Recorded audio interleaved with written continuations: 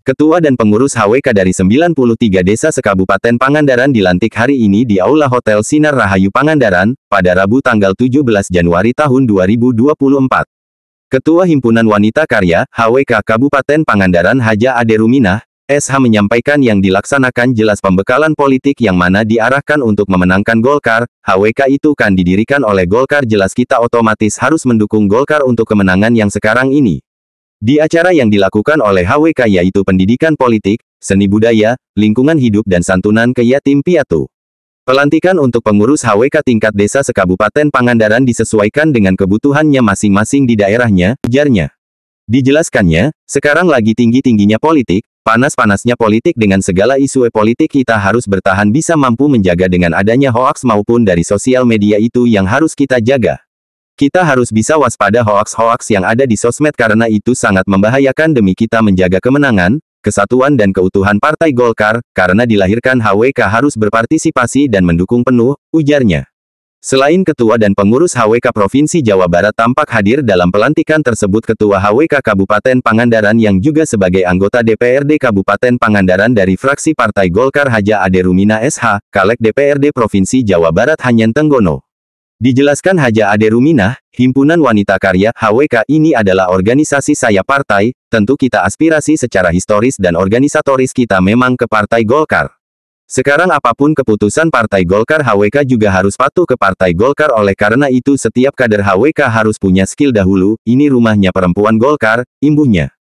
Kegiatan pengukuhan Satker HWK Desa se-Kabupaten Pangandaran. Ini adalah salah satu program dari Ketua DPD Provinsi Jawa Barat, Pak Aceh. Ya, kita itu harus sampai ke grassroots, artinya untuk pemenangan pileg, ini fungsinya kita bagaimana Golkar Jawa Barat terutama ya, agar bisa tujuan kita menang di pileg dan pilpres. Sehingga kita membentuk Satker, Satuan Kerja dari organisasi HWK ini, ya ini nanti menjadi sayap dari grassroots dari organisasi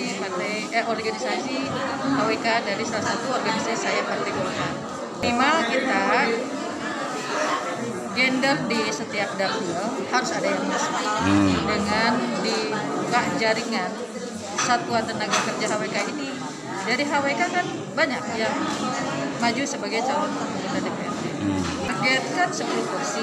Ya, minimal kita gender 30% masuk dari 10. Minimal 3 lah ya. Minimal syukur-syukur dari 10 22 dari satu dapil, satu perempuan, satu laki-laki.